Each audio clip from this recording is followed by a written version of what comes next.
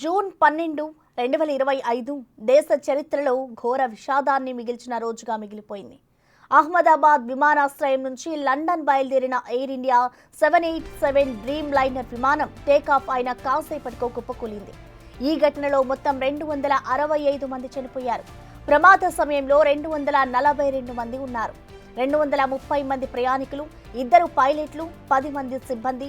విమానం జనావాసాలపై పడడంతో మృతుల సంఖ్య పెరిగింది. మెడికల్ కాలేజీ హాస్టల్పై విమానం పడడంతో 24 మంది మెడికోలు చనిపోయారు. ఫ్లైట్ నుంచి ఓ వ్యక్తి దూకడంతో ప్రాణాలతో బయటపడ్డాడు. అతడు తప్ప మిగిలిన అందరూ చనిపోయారు.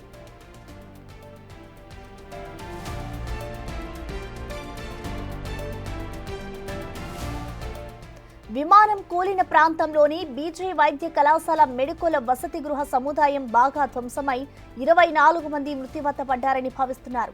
వారిలో ఎక్కువ మంది మెడికోల్. మృతుల సంఖ్యను అధికారికంగా బయటపెట్టలేదు. ప్రమాద దృశ్యాన్ని మొబైల్ ఫోన్లో ఒకరు రికార్డ్ చేయగా అది నిమిషాల్లో వైరల్ అయింది. మృతదేహాలు గుర్తుపట్టలేనంతగా కాలిపోయాయి. దీంతో DNA పరీక్ష ద్వారా వాటిని గుర్తించి కుటుంబ సభ్యులకు అప్పగించాలని నిర్ణయించినట్లు అమిత్ షా చెప్పారు. రాత్రి పొద్దుపోయే సమయానికి 265 మృతదేహాలను ప్రభుత్వ ఆసుపత్రికి తీసుకొచ్చారు.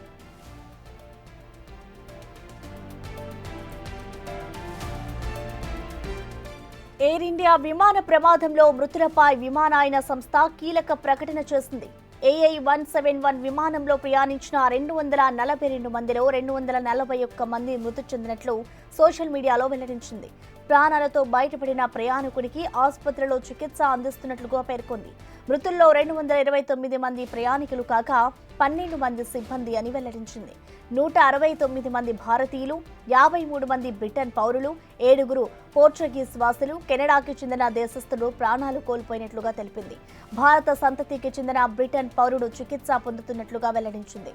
భవనంపై విమానం కుప్పకూలడంతో 64 మంది మెడికోలు చనిపోయారు. దీంతో మొత్తం మృతుల సంఖ్య 265కు చేరుకుంది.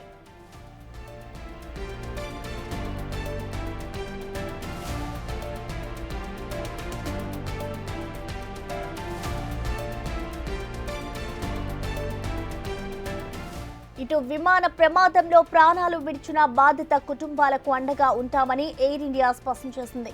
సంస్థ నుంచి అహ్మదాబాద్కు సిబ్బందిని పంపామని, ఘటనపై విచారణ అధికారులకు పూర్తి సహకారం అందిస్తామని వెల్లడించింది.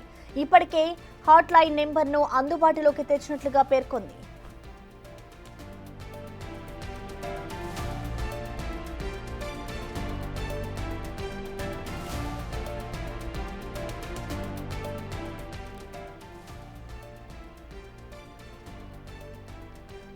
జూన్ 12, 2025 దేశ చరిత్రలో ఘోర విషాదాన్ని మిగిల్చిన రోజుగా మిగిలిపోయింది. ఇటు అహ్మదాబాద్లో నిన్న విమానాశ్రయం నుంచి లండన్ బయలుదేరిన ఎయిర్ ఇండియా 787 డ్రీమ్ లైనర్ విమానం టేకాఫ్ అయిన కొద్దిసేపటికే కూలిపోయింది.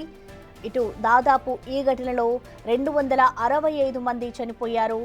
ఈ విషాదమైతే ఇటు మాటలకు అందలేదని చెప్పుకోవాలి. ఇటు 2 పైలట్లు, అలాగే 10 మంది సిబ్బంది కూడా ఇటు అందులో మృతి చెందినట్లుగా తెలుస్తోంది. అయితే ఒక్కసారిగా ఆ విమానం టేకాఫ్ అయిన కొద్దిసేపటికే ఇటు అక్కడే ఉన్న జనావాసాల్లో పడడంతో, ఇటు ఒక మెడికల్ కాలేజీపై పడడంతో ఇటు మెడికోలు కూడా కొంతమంది మరణించినట్లుగా కూడా తెలుస్తోంది. ఇక దీనికి సంబంధించిన మోర్ డీటెయిల్స్ని మా ప్రతినిధి శివ అందిస్తారు. శివ, మనం చూస్తున్నాం నిన్న అహ్మదాబాద్కి సంబంధించి అయితే ఒక ఘోర ప్రమాదం చోటు చేసుకుంది. విమానం ఒక్కసారిగా కూడా కుప్పకూలడం.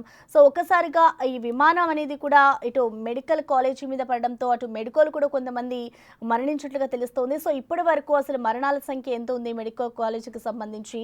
అలాగే కొంతమంది గాయపడ్డారు కదా, వాళ్ళ పరిస్థితి ఏ విధంగా ఉంది శివ?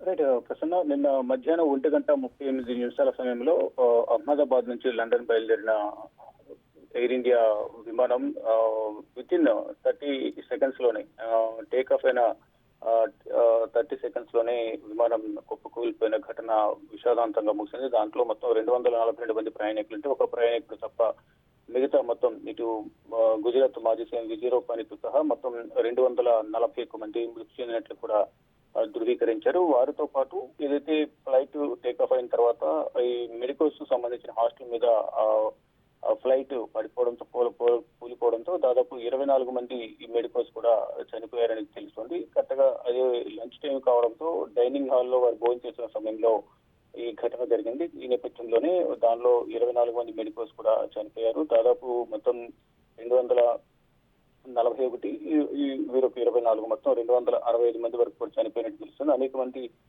తీవ్ర గాయాలపయ్యారు. వారందరూ కూడా సమీపంలోని ఆసుపత్రికి తరలించి ట్రీట్మెంట్ అందిస్తున్నారు. ఇక నిన్న సంఘటనా స్థలానికి కేంద్ర హోంమంత్రి అమిత్ షా, రైల్వేస్ ఇటు పౌర విమానయాన శాఖ మంత్రి రామ్మోహన్ నాయుడు, గుజరాత్ ముఖ్యమంత్రి భూపేంద్ర భాయ్ పటేల్ ఇలా గుజరాత్ మంత్రులందరూ కూడా సహాయక చర్యలకు సంబంధించి ఎప్పటికప్పుడు పర్యవేక్షిస్తున్నారు. ఇక ప్రధాని నరేంద్ర మోడీ కూడా ఈ రోజు సంఘటన స్థలానికి ఏదైతే మెఘాని ప్రాంతంలో అహ్మదాబాద్ ఎయిర్పోర్ట్ నుంచి కొద్ది దూరం వెళ్ళగానే మెఘాని నగర్ అనే ఒక ప్రాంతం ఉంది. ఆ ప్రాంతంలోనే ఈ విమానం కూలిపోయింది. ఆ ఘటనా ప్రాంతాన్ని ప్రధాని నరేంద్ర మోడీ కూడా వెళ్లి పరిశీలించనున్నారు. అధికారులతో సమావేశమై సమీక్షా సమావేశం నిర్వహించనున్నారు. ప్రమాదం గల కారణాలు ఏంటి అనేది, ప్రమాదానికి గల కారణాల్లో సాంకేతిక లోపం వల్ల ప్రమాదం జరిగిందనేది కూడా గుర్తించారు. గతంలో కూడా ఈ విమానం అంటే ఈ విమానంలో అత్యాధునిక ఫెసిలిటీస్ ఉన్నప్పటికీ కూడా ప్రమాదం జరగడానికి గల కారణాలు ఏంటి అనే దానికి మాత్రం ఇంకా దర్యాప్తు జరుగుతోంది. ఒక కమిటీని కూడా ఏర్పాటు చేసినట్లు కూడా తెలుస్తోంది. అంటే గతంలో కూడా 2024 డిసెంబర్ లో కూడా సాంకేతిక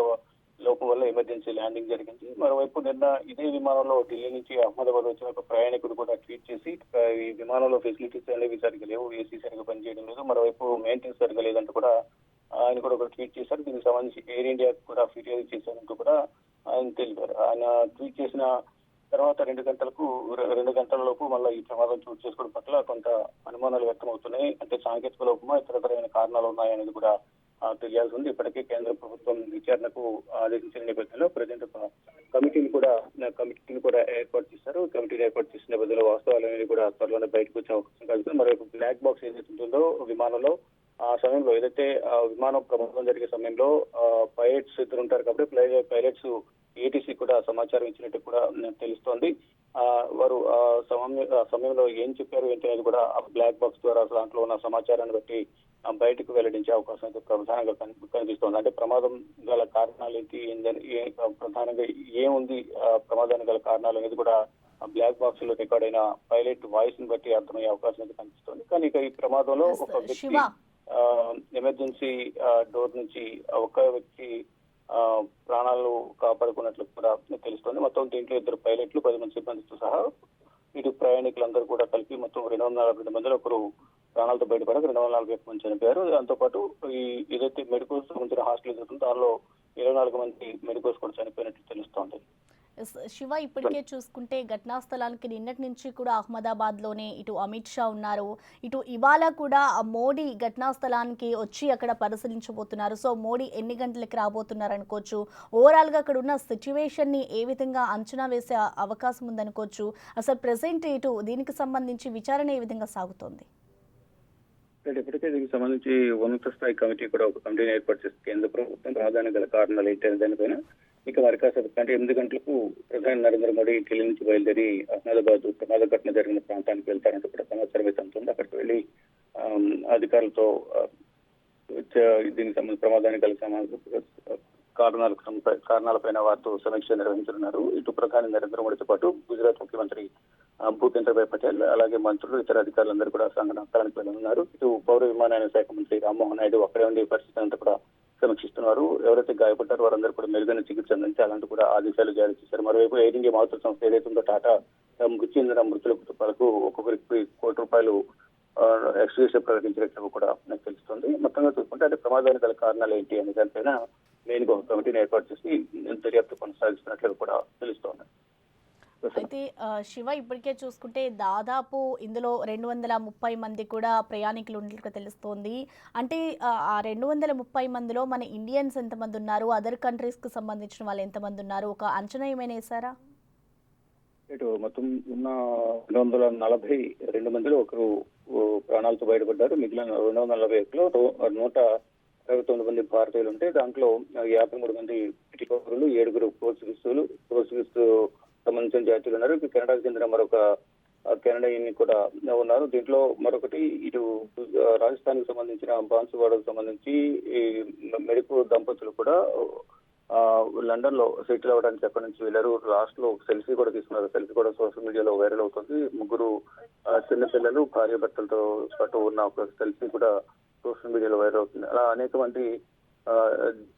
అనేక విధాలుగా కూడా లండన్ లో సెటిల్ కావడానికి, కొంతమంది కుటుంబ సభ్యులు కలవడానికి అహ్మదాబాద్ వచ్చి తిరిగి వెళ్ళడం, ఇదంతా కూడా వారు వెళ్తున్న సమయంలోనే ఈ ప్రమాదం చోటు చేసుకుంది. మరోవైపు ఇతర దేశాలకు సంబంధించిన ఏదైతే బ్రిటన్ సంబంధించిన 59 మంది ఉన్నారో వారు కూడా అహ్మదాబాద్ ఎయిర్పోర్ట్ లో లాస్ట్ లో సెల్ఫీలు తీసుకుంటూ